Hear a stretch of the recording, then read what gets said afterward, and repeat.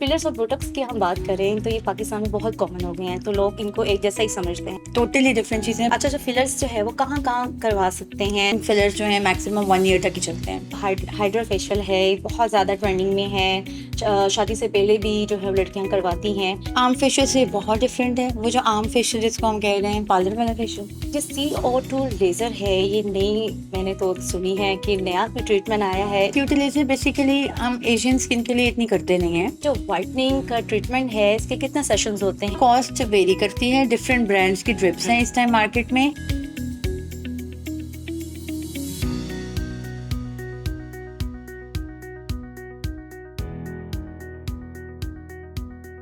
अस्सलाम वालेकुम, welcome to Y care at Ycast digital. I am your host Amber Umar.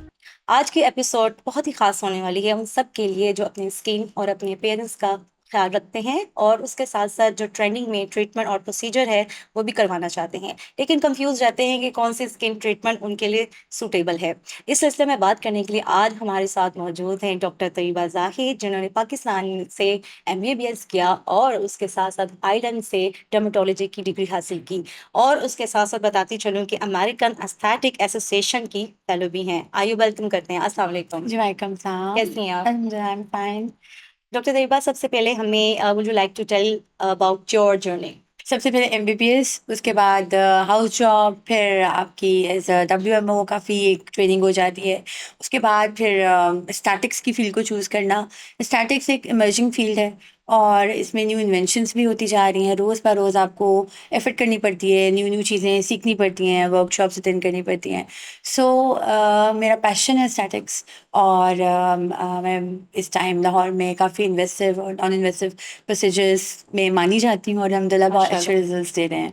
ये जो एस्थेटिक मेडिसिन है ये क्या होती है और ये डर्मेटोलॉजी से एक अलग क्यों है, और जो हमारे व्यूअर्स हैं इन दोनों में कैसे फर्क कर सकते हैं? स्टैटिक मेडिसिन एक बिल्कुल डिफरेंट फील्ड है। एक डर्मेटोलॉजी डिफरेंट फील्ड है। हम्म। डर्मेटोलॉजी में हम स्किन डिजीजेस को देखते हैं, जैसे कि एक्नी हो गया या फिर स्किन के काफ़ी इश्यूज हैं, फंगल इन्फेक्शंस, सोरियासिस, वो सारा डर्मेटोलॉजी की फील्ड में आ जाता है। स्टैटिक मेडिसिन एक बिल्कुल डिफरेंट फील्ड है, no doubt it deals with the skin, मगर इसमें सारे प्रोसीजर्स किए जाते हैं। So statics is field of beautification, जिसमें बुटॉक्स, फिलर्स, रीजनरेटिव मेडिसिन, ये सब कुछ आ जाता है। एस्थेटिक जो ट्रीटमेंट्स कहते हैं ना कि सिर्फ ब्यूटी के लिए होते हैं, या हम्म। इसका मेडिकली कोई बेनिफिट होता है? अच्छा, जी। जो पेशेंट जो है वो पहली बार जा रहे हैं हाँ डॉक्टर के पास, एस्थेटिक जो है वो कंसल्ट करना चाह रहे हाँ हैं, हाँ। तो उनको क्या क्वेश्चंस करने चाहिए अपने पहले विजिट में? स्टैटिक्स में बहुत अच्छे अच्छे ट्रीटमेंट्स हैं।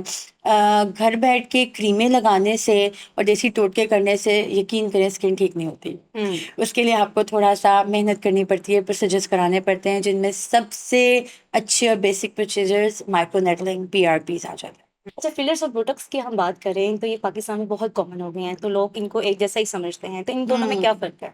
सो बुटॉक्स एंड फिलर्स तो डिफरेंट चीज़ें हैं, टोटली डिफरेंट चीज़ें हैं। बुटॉक्स बेसिकली एक टॉक्सिन है, जो कि हम स्किन के मसल्स को रिलैक्स करता है।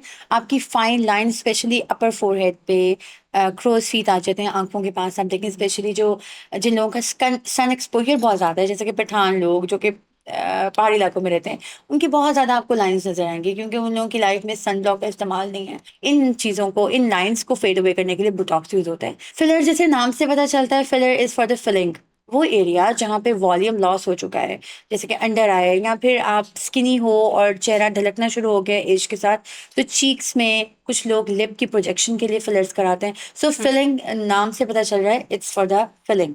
लेकिन डॉक्टर तैयबा, जब हम देखते हैं जिन्होंने करवाया होता है, जब वो हम्म। स्माइल कर रहे होते हैं, तो पता चल रहा है नेचुरल लुक नहीं आती। मैंने भी कराया है। मेरी स्माइल देखें। देखिए, मैं एवरी 6 मंथली अपने लिए बुटॉक्स करती हूँ। ऐसा कुछ नहीं है। वो जो स्माइल की आप बात कर रही हो ना, बेसिकली वो होता है 15 डेज या 2 वीक्स के लिए एक टाइम आता है जब आप बुटॉक्स इंजेक्ट करते हो। उसमें आपकी स्माइल थोड़ी सी खराब होती है। खराब मतलब ये फ्रीज होती है, आप ज्यादा खुल के स्माइल नहीं दे सकते। जब वो बुटॉक्स बेचारा अपना पूरा काम कर लेता है, आफ्टर 15 डेज आपकी वो फेस चली जाती है। It's just a phase. Okay. अच्छा, जो फिलर्स जो है वो कहाँ-कहाँ करवा सकते हैं लिप्स के अलावा, ये हाँ हाँ, बताइएगा? और इसकी जो ट्रीटमेंट का कितना टाइम, कितनी देर तक ये रहती है? ठीक है। फिलर्स डिफरेंट टाइप के हैं, कोरियन फिलर्स हैं, इटालियन फिलर हैं, लॉन्ग लास्टिंग फिलर्स जो हैं मैक्सिमम 1 ईयर तक ही चलते हैं। कोरियन फिलर मैंने देखे 3-4 माह निकाल देते हैं अच्छा, लेकिन अगर वाटर इनटेक अच्छा हो और हर एक की बॉडी में ना डिफरेंट फिलर रिएक्ट करता है। कुछ लोगों की बॉडी में फिलर की लाइफ लंबी है, जिन लोगों का एक्सरसाइज ज़्यादा नहीं करते, जो लोग जिनका लाइफस्टाइल बड़ा स्लो है, उनका फिलर ज़्यादा चलता है। हुँ। और जो लोग जिनका मेटाबॉलिज्म फास्ट है, जो एक्टिव हैं, उनका फिलर जल्दी डिसॉल्व हो जाता है। वैसे फिलर की लाइफ 6 मंथ्स to 1 ईयर है। हुँ, फिलर हम डिफरेंट बॉडी पार्ट्स में करा सकते हैं। हुँ, अंडर आई में करा सकते हैं to treat the dark circles. हुँ। नोज में हम कराते हैं टू गिव द शेप, जिनका हम्प है नोज पे, राइनोप्लास्टी से कहते हैं, लिक्विड राइनोप्लास्टी। हुँ। नोज में हम करा सकते हैं, लिप्स में करा सकते हैं, चिन की प्रोजेक्शन के लिए, जॉ लाइन के लिए, चीक लिफ्टिंग के लिए, इवन ब्रेस्ट फिलर्स भी मैं करती हूँ। तो कौन-सी बॉडी पार्ट्स में ज़्यादा जो है वो डिमांड आती है आपके पास? अंडर आई और लिप्स की सबसे ज्यादा। अच्छा, पाकिस्तान में फिलर्स की और बोटॉक्स की बेसिकली एक मैक्सिमम या मिनिमम आप कॉस्ट बता सकती हैं हमारे व्यूअर्स बिल्कुल। को, वो क्या होगी? और क्या ये ट्रीटमेंट करवाने से पहले कौन-सी चीज़ें हमें देखनी चाहिए? लाइक उसकी डॉक्टर की डिग्री देखनी चाहिए या हमें क्लिनिक का एनवायरनमेंट देखना चाहिए? तो आप ये बताएँगे क्या प्रॉपर चेकलिस्ट होगी? डॉक्टर की डिग्री देखनी चाहिए। आपको ये देखना चाहिए कि आप एमबीबीएस डॉक्टर के पास जा रहे हैं, सबसे पहली चीज़, और उनका एस्थेटिक्स में एक्सपीरियंस है ऑब्वियसली। हाइड्रा फेशियल है, बहुत ज़्यादा ट्रेंडिंग में है। शादी से पहले भी जो है वो लड़कियाँ करवाती हैं। लेकिन मुझे लगता है कि इसके कुछ सेंसिटिव स्किन होने के वजह से ये रिएक्ट भी कर जाती हैं। तो थोड़ा-सा ये बताएँगे फेशियल कैसे ये आम फेशियल से कैसे डिफरेंट है ठीक है, और इसके साइड इफ़ेक्ट्स क्या हैं? ओके। आर्म फेशियल से बहुत डिफरेंट है। वो जो आर्म फेशियल जिसको हम कह रहे हैं पार्लर वाला फेशियल, वही ना? जी। उसमें और इसमें ज़मीन आसमान का फ़र्क है। अच्छा। क्योंकि वो लोग जब फेशियल करते हैं तो वो डालते हैं ब्लीच, हुँ, वो डालते हैं पॉलिशर, ठीक है? जिससे आप हो जाते हैं एकदम से निखरे गोरे-गोरे, चिट्टे-चिट्टे, जो कि हर हमारा पेशेंट आके कह रहा होता है, हाइड्रा फेशियल में ब्लीच डालेंगे ना आप हुँ। लोग? बिल्कुल भी नहीं। उसमें इंस्टेंट ग्लो आ जाता है। देखिए वो ब्लीच की वजह से आता है, which is very dangerous. Bleach तो आपकी स्किन के लिए पॉइजन है। हाइड्रा फेशियल सेफ है क्योंकि इसके अंदर कोई ब्लीच नहीं हो रही। इसके अंदर आप एक समझ लें हैंडल्स हैं, इलेक्ट्रिक हैंडल्स हैं, उनके साथ आप मसाजेस दे रहे हो, हैंड भी यूज़ नहीं कर रहे हो। हुँ।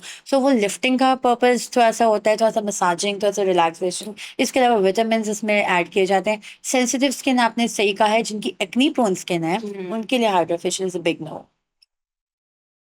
तो ऐसा है। हाइड्रा फेशियल किस स्किन टाइप के लिए बहुत हाइड्रा अच्छा है? Facial for dry skin, for dry skin, combination skin, right. मगर एक्टिव एक्नी स्किन के लिए हाइड्रा फेशियल बिल्कुल भी नहीं।